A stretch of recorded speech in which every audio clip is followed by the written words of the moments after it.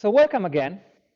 So after the first lecture was presenting the course and providing some practical and logistical information, the second lecture is actually going into the topic. And so we start with some fundamental knowledge about what are faults and failures in dynamical systems, because we are interested in diagnosing faults in order to avoid failures. And this is the basic mission that we have in this course. So let's start with a visual introduction on fault diagnosis and fault tolerance. And then we are going to provide some mathematical definition and a taxonomy of different kind of faults. So let's start with that. So probably you remember this video example from the first lecture. I will show it you once again, because actually this is the motivation for what we are going to do. So we want to avoid this kind of outcome. 3, 2, 1, 0. We have ignition and liftoff from Cape Canaveral Air Station of the Air Force Delta II launch vehicle carrying the new GPS-2R satellite. We have had an anomaly. We just had an anomaly of the Delta II launch vehicle from Cape Canaveral Air Station. So I wonder if you found very appropriate as well that they use the word anomaly. Here in this other example, we see instead a bridge that is suddenly collapsed a few years ago in the US. And finally, as a third example, we have a helicopter whose a hydraulic system, the one that is used to actuate the helicopter itself, is failing. So basically, the pilot is no longer able to control that properly, and that's spinning down. And yeah, before you worry, everybody survived the crash. Now that we are once more convinced about the importance of what we are going to do, let us try to explain what we have just seen. So what we have just seen is a system with no fault tolerance. So what happened in all three cases? We had a fault event, something break down. And by itself, the fault event can be something that we should be able to tolerate. Indeed, we are working to that. But in the cases I have shown, after this fault event, no action was taken. So the rocket was still controlled the way it was before, or maybe there was not even time to do anything, but still, nothing was done to correct the situation, and we got to a failure. And the failure is actually the catastrophic event that we want to avoid. So there is a difference between a fault and a failure. You already should have got a clue about that. So the fault is the initial event. Something is not working as we want. But a failure is when some system, some complex system, actually is failing to provide its intended service. It is destroying. It is basically a catastrophe. So what we want to learn is to take a different course of action. So after we have a fault event, we want to detect this happen as soon as possible, because after we detect it, we can actually estimate what kind of fault happened, how big is the fault, because you have many faults that can happen in different components of your system. You want to pinpoint where and what, and how severe is that. Once you have this information, you can do something that is called fault accommodation and estimation. So you can reconfigure your system in order to operate even in the face of a fault. And then you get new operating conditions that are safe, hopefully. So in the example that we made in the previous lecture of a car, once you have a puncture, some tires allow you to run flat until you get to a workshop, but you need to reduce your speed. So the new operating conditions in this case would be, I still drive, but slower. So the first two steps are actually what is called the fault detection and identification, the fault diagnosis part, and this is the fault tolerant control part, when you reconfigure your controller in order to cope with the faulty situations. Okay, Let us provide some more example about that in order to better understand. This is an example I took from a TV series created by National Geographic. It is called Mars, and it is about imagining how could be human colonization on Mars and how it will be to travel there by spaceship and set up a first settlement. And the part I'm going to show you now is about indeed landing the ship on Mars. This is the kind of ship that is landing vertically, but when you initially enter the atmosphere, it is actually facing this way, so that's not good. So you would like to pitch the nose of the spaceship up, and to do that, engineers put here some thrusters, some rockets that you can fire, and they are going to exert a force on the spaceship that is pitching the nose up. And when you are with the right orientation, then you can fire the main thrusters to slow down and land. So you can have a look at this series online if you have a subscription to Netflix, but you can also have a look at a low resolution version that is freely available at this link here. Okay, now, what can go wrong with this maneuver? What if after you spend 9 months traveling in space and you need to fire these rockets at exact the right time for landing, these rockets are not firing up? Let us see a sequence taken from this series where they are actually showing this, and they are showing how the astronauts are dealing with this unexpected fault. And that's really interesting because it's one of the few piece of TV fiction where they are talking about dealing with a fault in a systems like that using proper technical terms. So please have a look at that.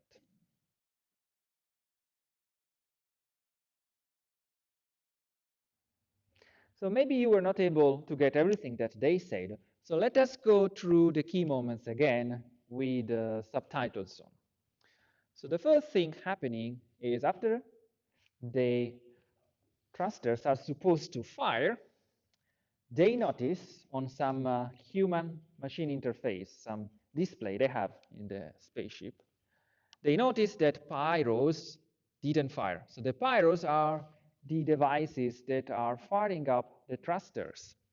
So like in a gas lighter, you need a spark to make the fuel start burning. So that spark didn't fire. And this is leading to an error at the level of the reaction control system. So you have one small component not working. This is producing a problem in a bigger subsystem in your spaceship. That is the subsystem controlling the orientation. And this is an issue because the purpose of this system is to provide a given, they call lift vector. As the system is not working, the lift vector is wrong. So this ship is going down like a brick and is not orienting like it should. So at an even higher level, then you get an issue. And so that's bad. And the situation is, indeed, the thrusters are not working. So they say they are offline. So at this moment, they said, OK, the first thing that people do is maybe it's a computer issue. So you don't trust computers, you trust your metal more. So check the backup. Because this is a spaceship, and you don't want everything to fail because a computer is failing. So you have two computers. So this is also happening on airplanes. So when you take an airplane, when we were used to take airplanes to go somewhere, well, on that airplane, you have more than one flight control computer. And the same here. So they check. And the thing is that even the backup computer is saying the same thing. The reaction control system is not working. And the pyros didn't fire. So the thrusters are not going to work. And then the very interesting part is coming. Because they say, OK, do a fault tree. This is a key term we are going to use later in this course. And the fault tree is the thing that, as I mentioned before, you do when your system is not working. You check the troubleshooting part of the manual, and you go through all the possible symptoms. And for every symptom, you have a possible explanation. And as it is not a one-to-one matching, so one root cause can lead to many symptoms, and the same symptom can be due to more than one root cause. This has a structure that is particular, and it is called a tree like a graph. So you have different possible of symptoms. They are connected to different possible root causes. But we will see it, don't worry. Okay, so the control system, the computer of their spaceship can do a fault tree automatically. That's good because it actually takes time to do it manually. And they realize there is a failure in one component. And that component is some bus, some communication bus in the hardware of the control system of the spaceship. Okay, so what they do, at this point, somebody needs to check. They go there and they physically see that the card, the electronic card that has that circuit on it is burned out. So there was a short circuit. So at this point, they need a replacement. There is no other way because that is damaged, physically damaged. So they are asking their flight control system, by the way, it has a name, it is May. So all computer systems on spaceships have names with 3 letters. So maybe you can remember this name. So you need 3 letters for your control system. Okay, they ask the computer to find a possible replacement. And the computer is checking in a database of cards that are functionally equivalent, and they find one. Okay, so this one is the same. They don't need at that point, so they just take it from another cabinet, and they replace it. They put in place of the one that's not working. And so, if you remember the diagram we have seen before, the point they are now is the accommodation and reconfiguration. And actually what they did is to reconfigure the control system, and this was a hardware reconfiguration. They took another part that is working, and they plugged in. So at this point, they are good to go. They have new operating conditions. Actually, almost. There is still some issue. There are still some issue with a temperature sensor, so bad. But at this point, luckily, they have also a backup for the sensor. So they have 2 sensors. And the backup says everything is fine. And this sensor was telling you whether some temperature was the right one. And if it was not the right one, you can fire the thruster. So at this point, they switch to the backup sensor. And finally, they can fire the thrusters. OK. So now that you got some visual Hollywood-style introduction to what it means to go through all the steps of detecting, diagnosing, isolating a fault, and then reconfiguring your system to make it fault tolerant, and in the case of the astronauts, to save your own life. Let's go a little bit more into details of how to formalize that. So let us still keep at a high level anyway, and let us look at the structure of a typical control system. So one that is less exciting. So this is not a spaceship, even if it may look like. This is something simple, like a tank, okay? And this is your plant. This is the thing you want to control. You want to fill it with liquid up to some level. In order to fill it with liquid, you have a set of actuators. In this case, they are pumps. And in order to check what is the actual level, you have sensors. So sensors and actuators are connected to the brain of this, the controller, using either dedicated wiring or an industrial communication bus. And bad things can happen in any of these components. So you can have a fault in the controller. So can happen. So electronics can fail. But you can have failures in the wiring. So maybe if the wire was flexible and moving because this thing was not in a fixed installation but was moving, then after so long, it can break.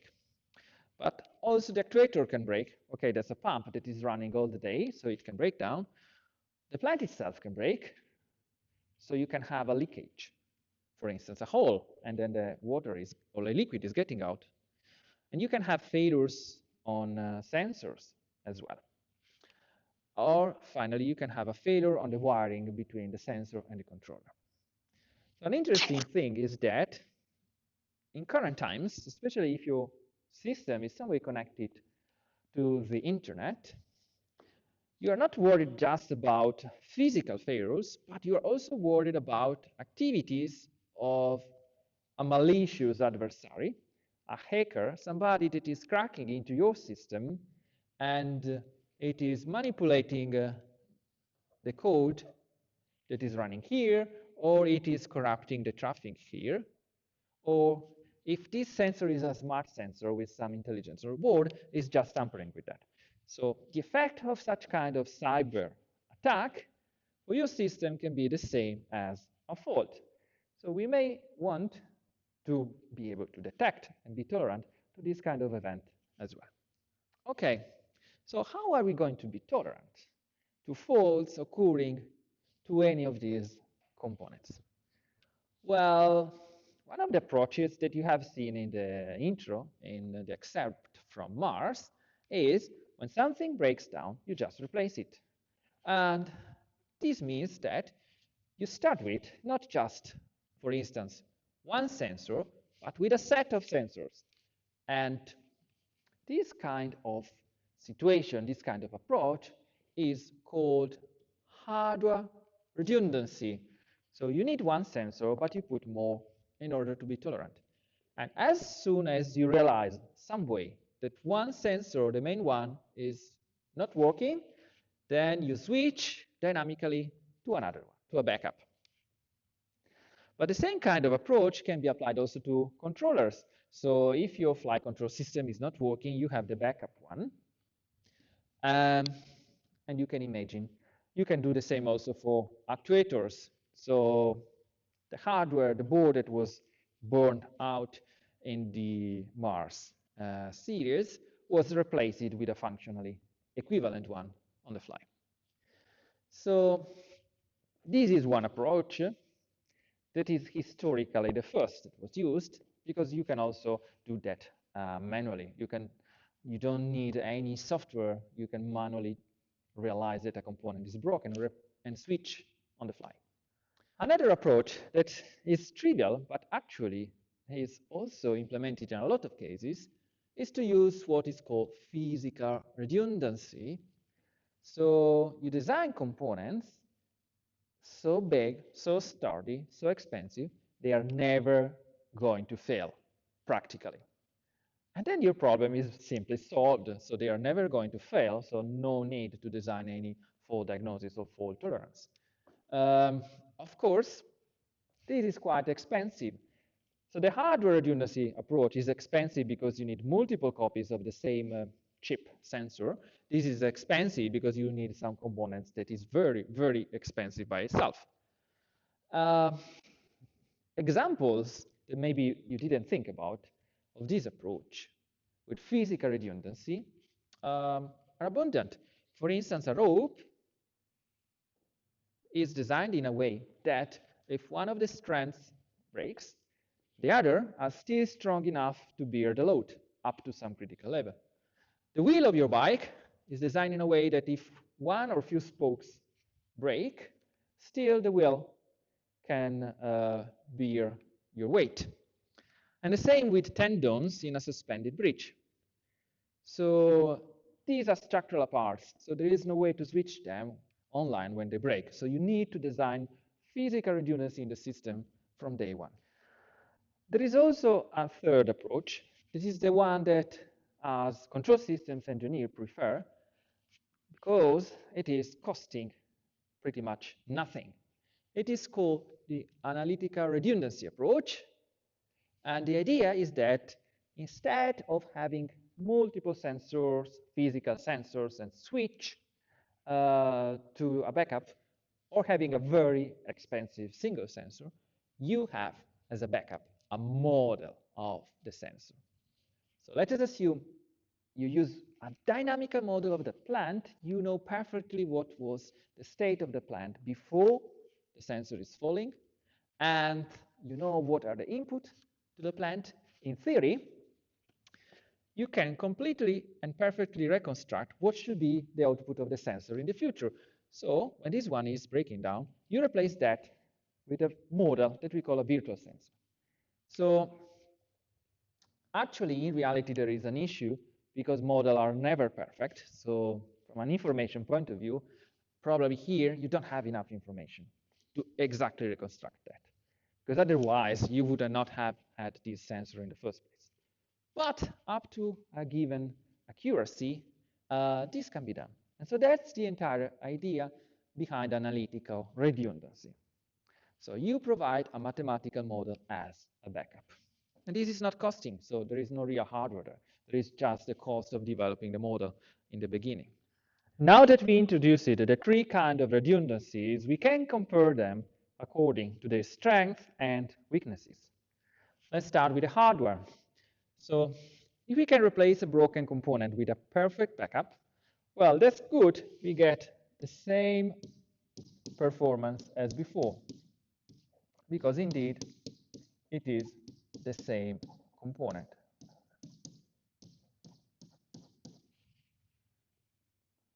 So if we look at the physical redundancy instead, it is the best because there is no offline time. You are not using any time to do the replacement, and you always have the best performance time.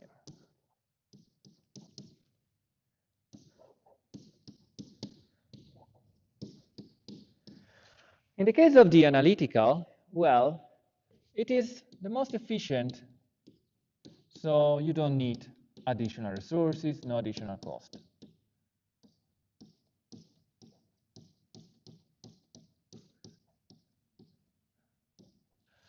Okay, but of course, all these approaches have their downside.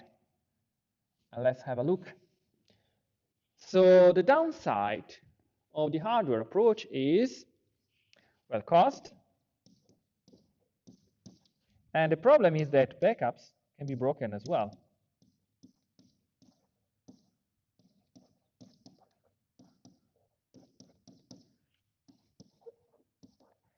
And I will make a very trivial example to explain this. So let's assume in your fridge you have some backup milk. Then you open the fridge, you take your main carton, and OK, that's expired. Well, I have the backup carton of milk. You look at that, and that's expired as well. So, of course, the issue here is that you don't know that your backup is working or not until you plug it in. And that's very bad if it happens that the backup is not working, because you find out at the worst possible moment. The problem with the physical approach is that, well, it is cost, which means not just cost in terms of money, but also from a point of view of the resources you need. Maybe sometimes it is even impossible. In the case of the analytical approach, as we mentioned, the problem is that you have a loss of performances because the model that you plug in place of the component can never match the same performances. So if it is a sensor, a model of the sensor cannot recreate everything unless you had redundant sensors in the first place that you use in your model. If you are replacing a set of actuators with a virtual one where you use the remaining actuators and some mathematical model to make them act as if you had an extra actuator, well, sometimes it is not always the same. So to explain this, let's make an example. So let us consider our ship.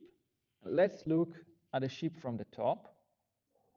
And let us assume that initially we had 3 thrusters. One place it here, one place it here, one place it here. Okay, if one thruster is broken, not working, still you can use the other two, and you have enough control authority to move your ship up and down, right and left. The problem is that you cannot also control orientation at the same time. So if you're using some mathematical model to reconfigure the way that you use the remaining two actuators, you can do something, but not everything that you were able to do before when you had three. So you are losing some performance here. So now that we provided some intuitive visual introduction, it's the right time to go more into details and provide some key terms and definitions. So the first definition is, what is a fault? Well, intuitively we know what, but formally, a fault in a dynamical system is defined as a deviation from the nominal behavior of part or the entire system. And that's the key point. A fault is just a deviation. It is not a catastrophic event by itself. So we can draw a plot in order to visualize this chain of events that are taking you from a fault to a failure. So let's make a plot over time. So this horizontal axis is time of some variable that is modeling the health of your system. And so let us assume we can plot the actually the lack of health. So when everything is fine, this variable is low. So it means there is no fault. And at some point, anyway, you have the fault event. So this variable that is representing how bad things are going starts to increase. Increase, increase, increase, increase, increase, increase, until you get to some value that is critical. So this is the maximum amount of this that you can tolerate. And when you get there, then you have a failure. And boom, your system explodes. So if we make an example with ourselves, let us assume this is your temperature. So here we have the base value of 36.6. And here we have some extremely high temperature you cannot bear, let's say 42 degrees. So your temperature increase, increase, increase, and then you have some failure of yourself, which of course is not nice. So once you lead to this situation, then there is no way back. So everything that we can do in this time.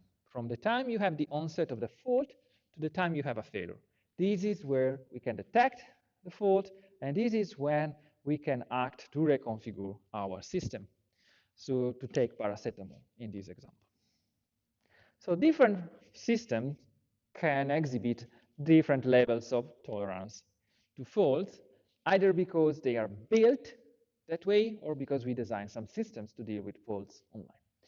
Anyway, a given measure to characterize how a system is good at that is by introducing reliability.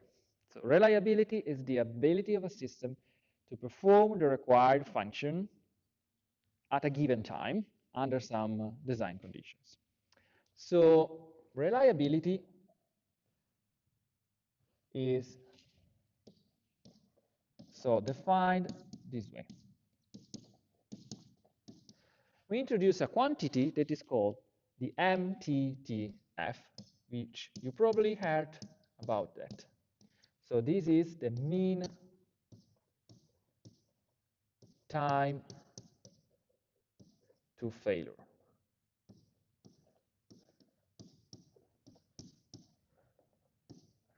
So on average, how much does it take for getting from normal operating conditions to some failure? And this is defined like that, as the ratio of 1 over a term that is called lambda. And lambda is the average number of failures that you get per unit time. So average number of failure per unit time. So this is determined in practice by taking a system, running it over intended operating condition, and measuring how long does it take before you get a failure. So you repeat it for a high number of systems, and then you compute an average. So this is usually done for simple systems or components that you mass produce. So you have a lot of them, and then you can do this kind of statistical description. Another measure of how good a system is to cope with faults is the availability. So the availability is not the same thing as the reliability. So the availability is telling you what is the probability that at a given time my system is ready to operate and working. And so the difference is that the availability, A, is defined as a ratio between the mean time to failure and the sum of the mean time to failure plus another number that is the mean time to repair. So why we need this additional term? We need that because once you have a fault, before your system can operate again, you need to repair that. And this is also taking time. So you need to take that into consideration.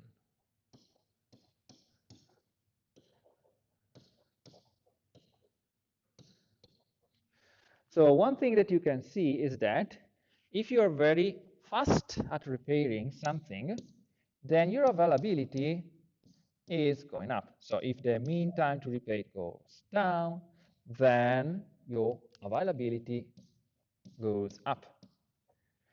Or also, if your mean time to failure is very long, then also the availability is going up.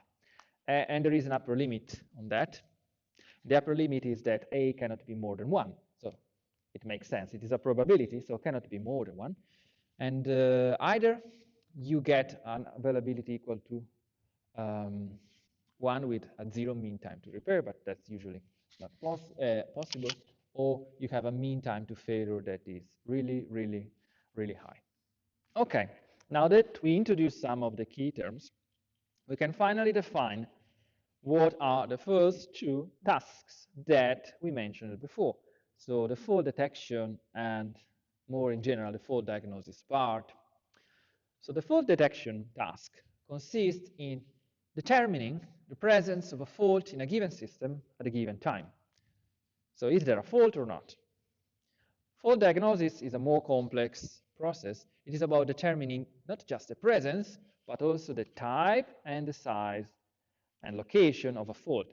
So it is what we call detection and isolation and estimation of the fault. So the idea is that when your system is operating, you constantly are checking these things. So you look at your system,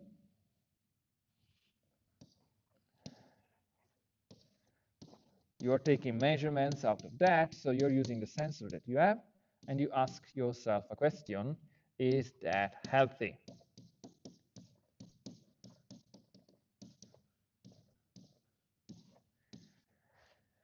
If it is, everything is fine. Go back to checking your system. If it is not, then you need to ask a more detailed question. So which fault is present?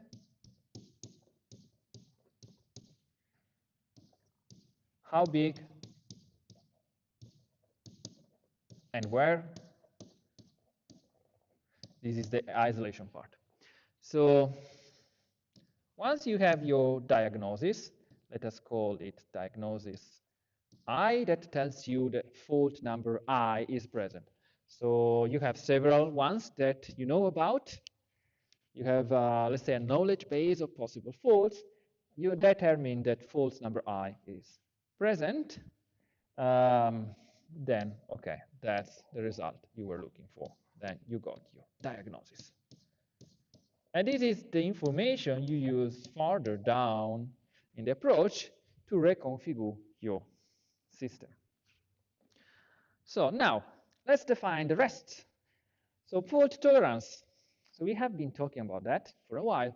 So formally, fault tolerance is defined as the possibility, no, you're not sure about that, is the possibility of achieving a given objective even in the presence of faults. Or another way of defining that, which I don't like as much as the first one, is the notion of trying to contain the consequences of faults and failures, such that components remain functional. But this also means that you have faults and failures at some lower level, and then at some higher level, you can still keep functionality. Then, as a quiz, I would ask yourself, what is your definition of fault tolerance? Think about that. Try to write down something. Anyway, an important thing is that all the definitions that we had of fault tolerance, definition of faults and failures, they do refer to a nominal condition. So this is the starting point. You have a normal behavior of your system. You want to keep as much as possible that. And then you have a fault that is taking you to a different nominal behavior. And there is a way intuitively to define that. So let's assume we have our dynamical system.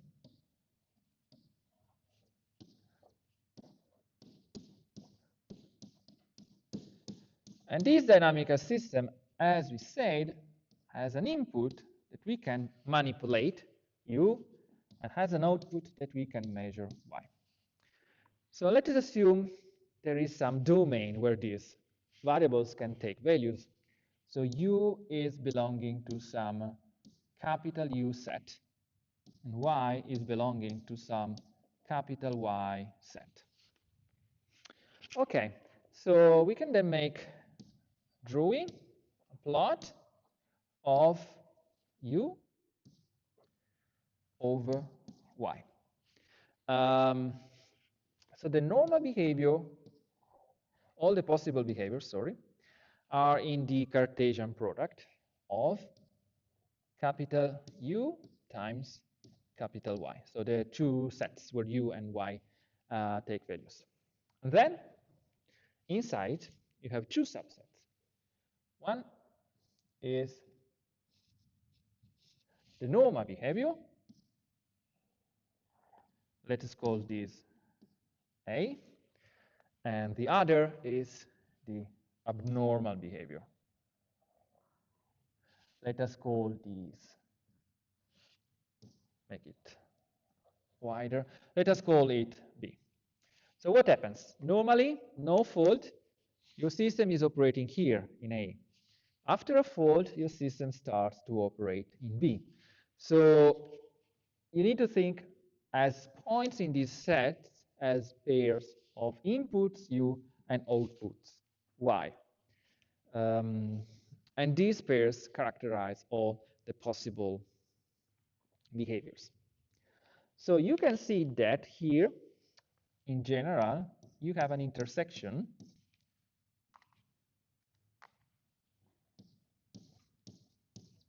between A and B.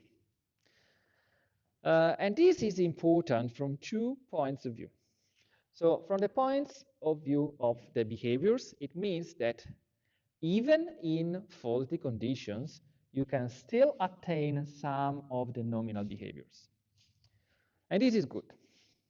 The bad thing is that if you are looking at pairs of U and Y to check whether your system is nominal, then there are situations here in this intersection where you have a fault happening, but you don't detect it. You're not sure about the presence of the fault because U and Y, they look nominal.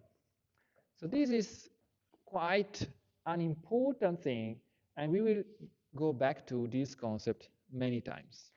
So we now introduce the concept of the nominal conditions, the nominal behavior of a system intuitively as pairs of inputs and outputs, or even better, sequences of pairs of inputs and outputs that are nominal.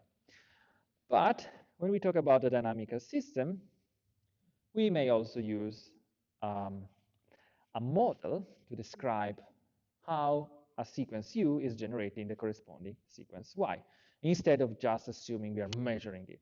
So the way we can model the dynamics of the system is through an equations like this one. So the derivative of the state of the system is equal to some function g of the state itself and the input u. So this we already shown before. But now we introduce two new variables. One is the uncertainty, the process uncertainty w. So this represents everything that we don't know about the system. So we can still formally write that this variable is affecting the dynamics, but in practice we don't know. So if we want to implement in a computer this is something that we need to generate randomly because we don't know it. So think about thermal noise, think about effect of, I don't know, wind or vibrations, things that we don't know. But on top of that, there is another things initially we don't know about, and that's the fault. So let's represent with a variable f the presence of the fault. So this f is something that will belong to the interval between 0 and 1. So this is then a variable that tells you if the fault is present or not and how big. So 0, no fault, 1, highest possible value of the fault. Everything in between means that the fault is partially present. So this is f. This we said is instead the uncertainty.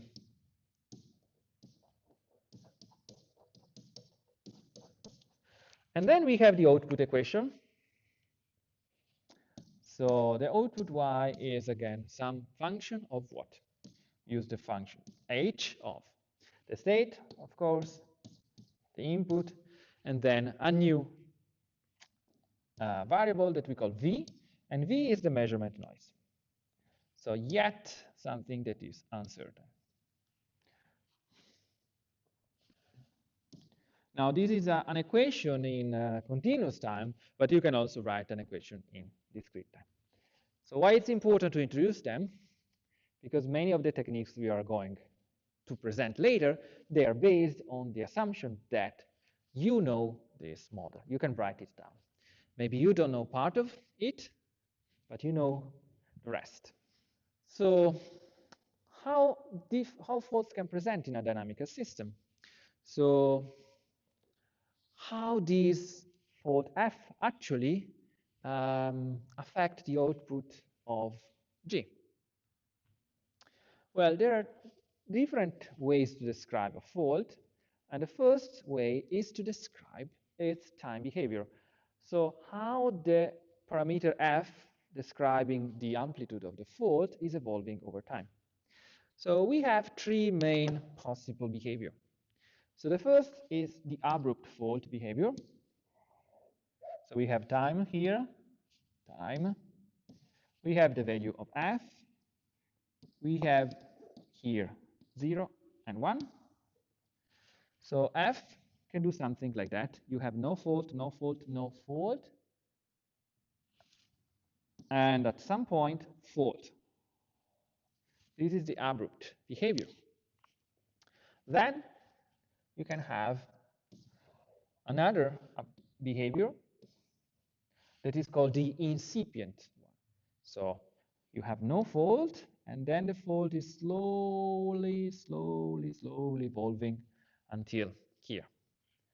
Or you can have also another time behavior that you will imagine is the worst possible behavior of a fault. It is the intermittent. So you have no fault, fault, no fault, fault. So this typically happens when something is breaking, you take it to a shop to repair it, and they say, hey, there is no fault. Why did you bring this here? Then you go home, and the fault is present again, and then you go on and on and on. So this is really the most difficult situation. We can also describe faults from a functional point of view. So how are they going to affect the model, the dynamical model of the system? So one possible way is when a fault is affecting an actuator. Then it is like saying that the input to your system is not the one you expect, but is one that we call u tilde. And for instance, this is equal to u that multiplies 1. That's trivial. That would happen when you have no fault, plus f. So f is occurring and directly affecting your actuator. But then you can also have the generic way of affecting your system is the one that we've shown before. When your equation for the dynamics is depending on f some way, you don't know how, this is quite generic, but this means that the presence of f is affecting the dynamics generally.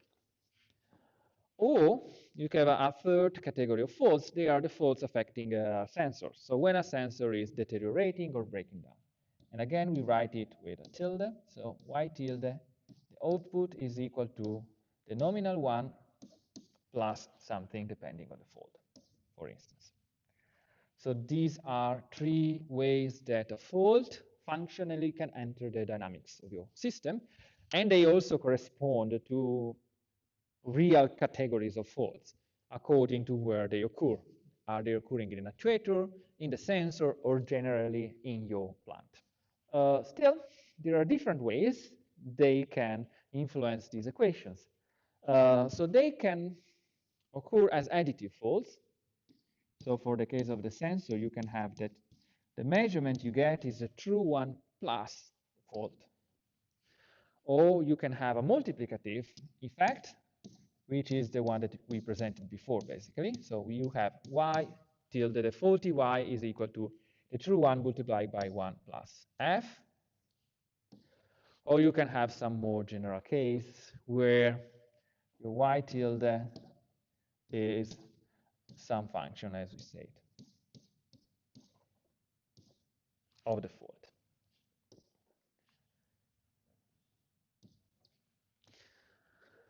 So actually, it is just an algebraic way of writing things down, because by simple algebra, you can turn this representation into this, or the other way around. Okay, so that was the end of today's lecture. We introduced some visual representations of the main concepts, and then we fixed that in our mind, hopefully, with some formal definitions.